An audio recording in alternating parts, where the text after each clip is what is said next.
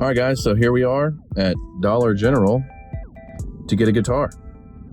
All right, got the guitar. Put it in the car. All right, got the guitar in the car. Still at the Dollar General to prove that I got the guitar at Dollar General. Now I'm on the way home to check out this guitar.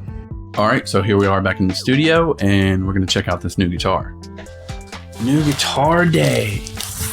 Fragile. Does Dollar General sell guitars? No.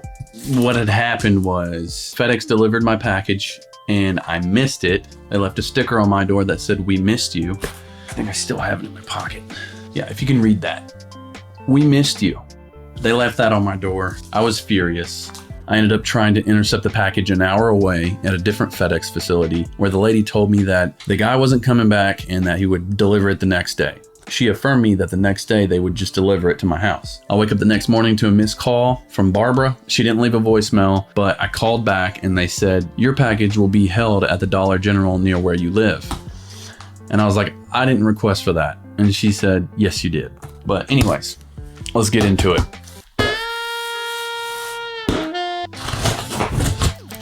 Let's see what kind of guitars they sell at Dollar General. Copy paper for the kids. All right, before I reveal, I have to get a thumbnail. Let's see what kind of guitars Dollar Generals are selling.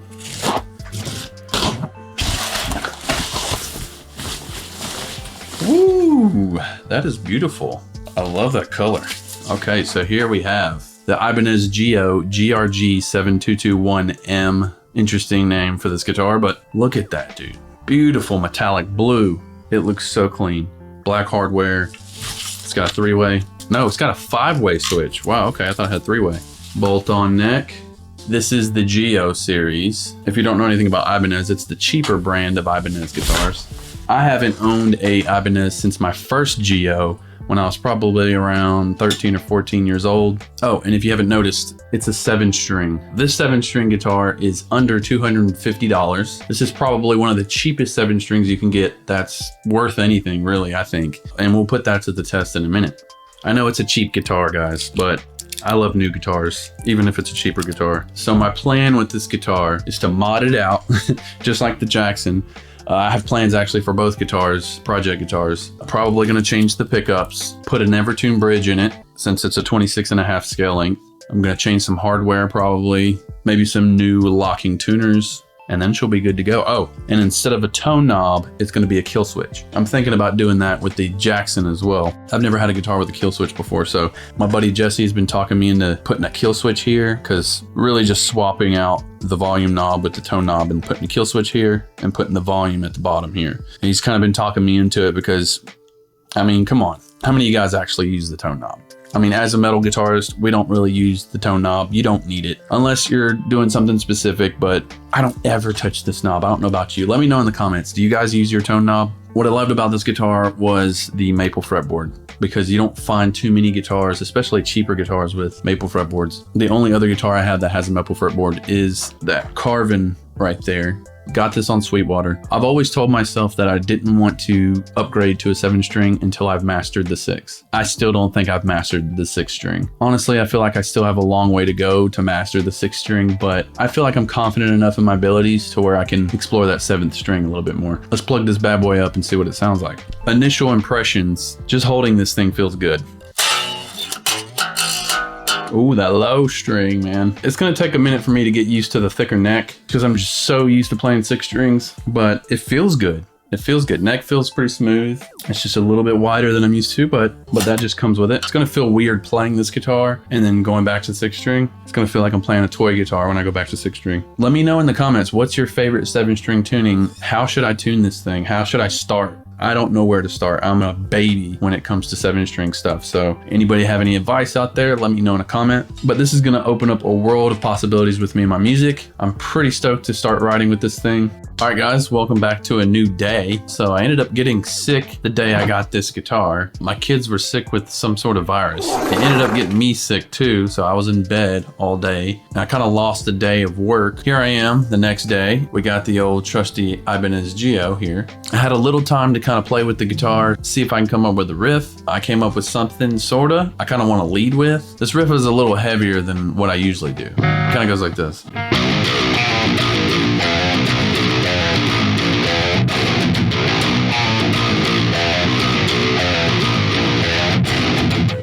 We're gonna lead in with something like that, and I kind of played around with a couple of chords.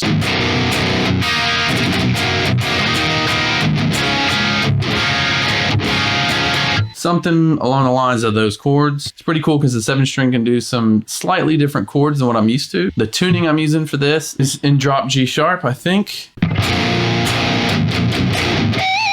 So we're going to be using the same tone that I did on the last video. It's going to be my custom tone for the Quad Cortext. If you want that tone, I'll leave a link for you in the description. Cool thing about this tone is that I can kind of mess around with the gain knobs right here. So what I like to do for that sort of low gain tone is I bring this down to about 1.5, gain 1 and gain 2. This is going to be the Fortin Nameless X amp.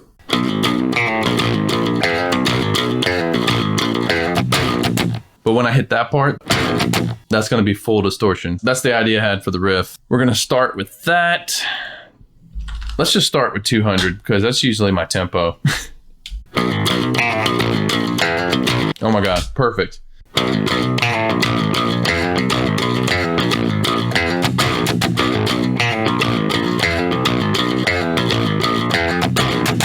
So on Quad Text control, what the hell? Quad Text. Did I just say Quad Text?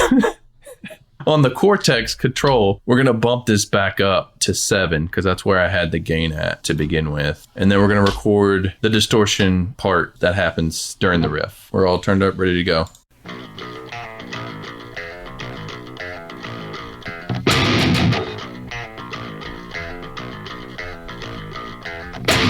Okay, so both guitars are gonna go da-da-da-da.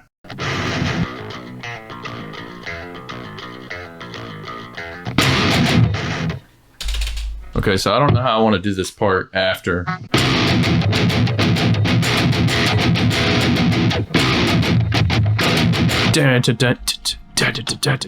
So it's going to be sort of off time a little bit.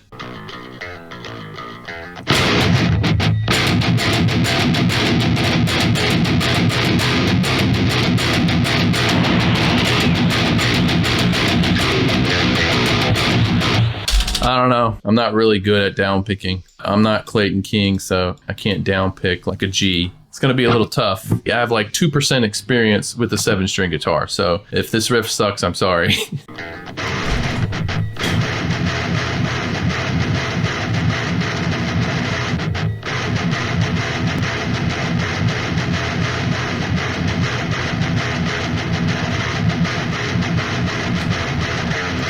Yeah, there we go. Got it. And that's hard. That was really hard. Okay, and then maybe repeat that.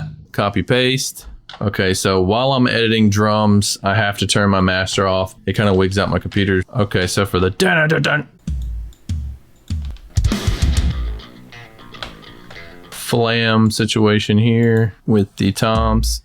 I had to move that over to match that beat.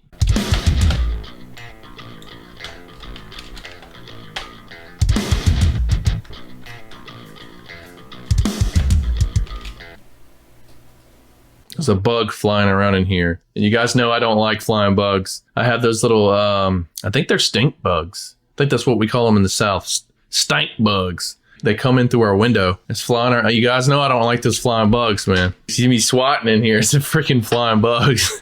It's really hot in here, by the way, too. I just got done being sick, so I'm like extra hot. It's getting warm out there.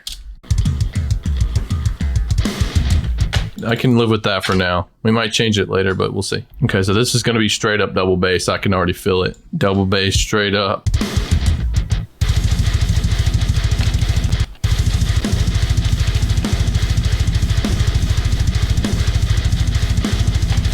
That's going to be sick. So we just need to copy paste that.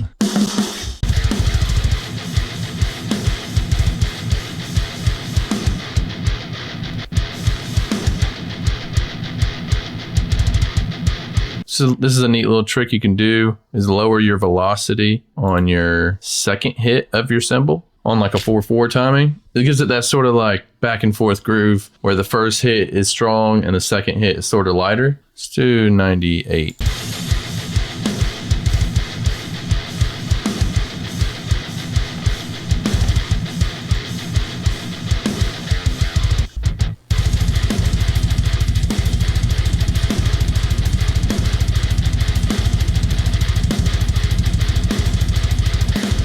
Okay, so we have that or this, which is just straight up crash.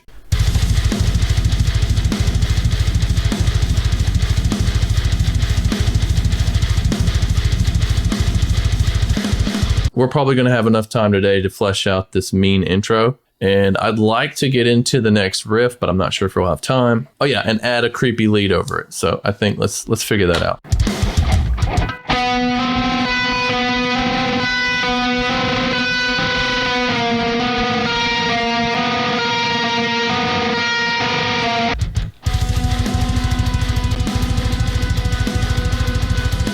Okay, so actually this could work. This really creepy lead. I'm not sure if I'm going to keep it a guitar or make it a synth. I don't really have a lead tone set up yet for the Quad Cortext. I haven't really dove in too much, like diving in as far as like building tones and stuff. I haven't had time because I've been sick. I think this creepy lead could work because the last note, that works with the next chord I want to do for the next part, which is...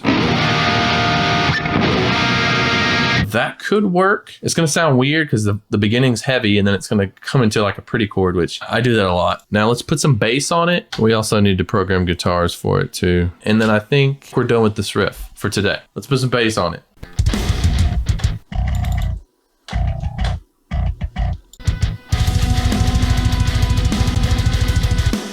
Okay, so I went ahead and tabbed out bass.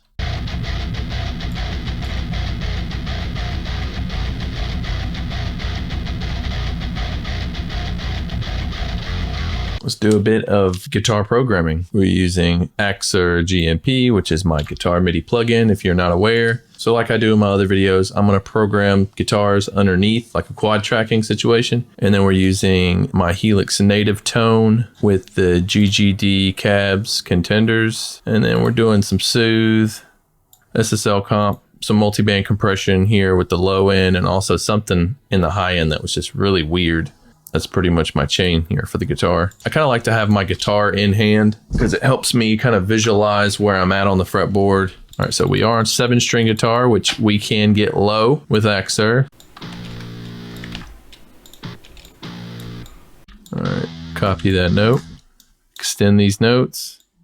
So it goes, the first one's going to be a sustained downstroke. So we'll put a downstroke for the first note, and then there's a slide down. So it'll be a tap because that simulates like a hammer on pull off or like a slide without a pick attack. And then we also put a slide, left hand slide noise in between. Palm mute downstroke. I changed the velocity layer on the second string to a lower velocity because you get a tighter chug that way. And then also I want to offset the second note just a hair because you want it to be as realistic as possible. Basically what I'm going to do is just copy paste this because it's a series of palm mutes and sustains. We're going to copy paste eighth notes.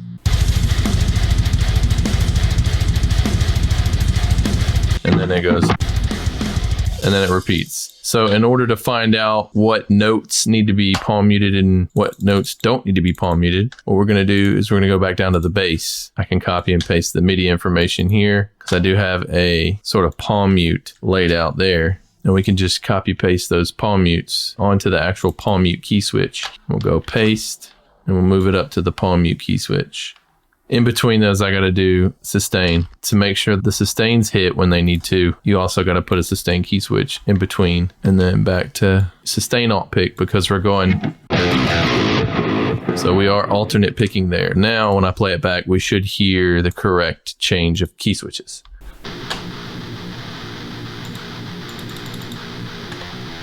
Okay, sounds cool. Copy paste that.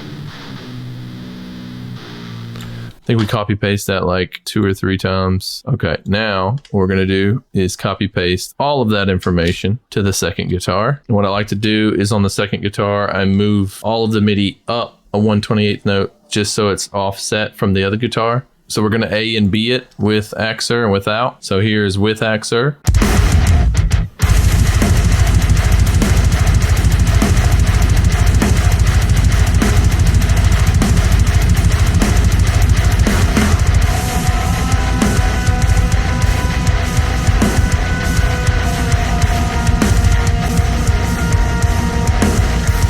It sounds pretty sick. It adds a little bit of width and depth to the guitars, keeps it crunchy. If you want to learn more about Axure, all you have to do is go to studysoundaudio.com. And by the way, Axure is 25% off this month, and you can also use code MIDI now for an extra 10% off. The drums feel like they should be doing something like different on the second half.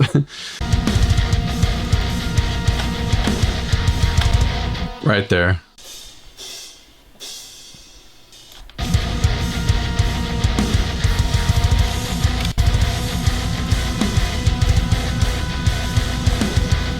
Maybe some ghost notes.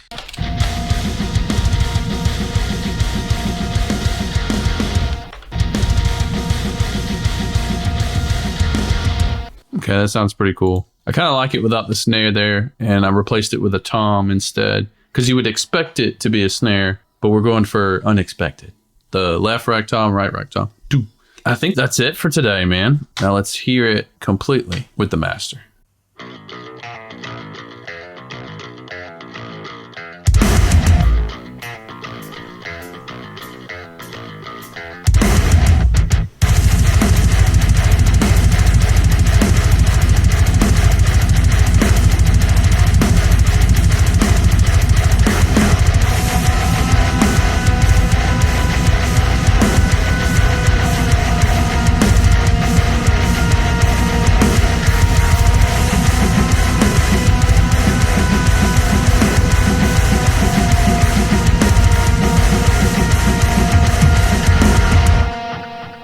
I like it, man. I like it. Pretty heavy. I don't typically write stuff like this. I usually write like pretty stuff. Coming from that to this is wild.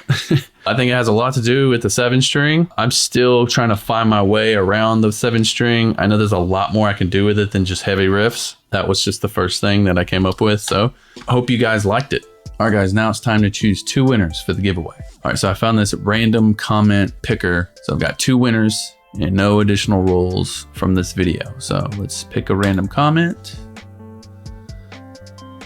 Our 2 winners is Johnny B. Dude and Matej Bachak. Sorry if I'm screwing up your names. So both of you want a copy of Axure and a $50 Sweetwater gift card. You can either reach out to me on Instagram or I will reach out to you if I can find you. Congratulations. All right, so I hope you guys enjoyed today's episode 11 of Riff Revival. And as always, I appreciate you guys sticking around with the series. It's been really fun. This riff was a little different. It was a lot heavier than I'm used to. I really don't know what I was going for with this one. It was really just going with the flow, letting the 7-string do its thing. No particular band or vibe in mind. It was just whatever came out. I really do like this guitar. This guitar is beautiful. Look at it. Yeah, well, what the heck is that? I don't have any guitars with a metallic paint job on it, so this was really cool. Yes, it's a Geo. It's a cheap guitar. But I think, honestly, dude, this is probably the best 7-string guitar you can get for the money. I haven't played any other cheap 7-string guitar, so I don't know what to base it off of. But I do know that this guitar plays really well. It's made very well. The neck on it feels really good. Pickups sound great, actually. They are the Infinity R Ibanez pickups. The clarity of these pickups in every position is really good, especially on cleans. I haven't even done cleans yet for you guys, but I did play around with the Quad Cortext and some clean stuff, and this guitar sounds really awesome. Cleans too. All around, this is a great 7-string. If you're looking for a budget 7-string under $250, buy this thing. I'll leave a link for you in the description. I'm not sponsored by Ibanez or Sweetwater or anything like that. I just figured, hey, if you guys want to grab this thing, you can go ahead and grab it in the link in the description. I will be doing many more riffs and videos with this thing. It's sick. If you guys enjoyed this video, please like, share, subscribe, do all that YouTube stuff. We would really appreciate it. Thanks for watching, and we'll see you on the next one.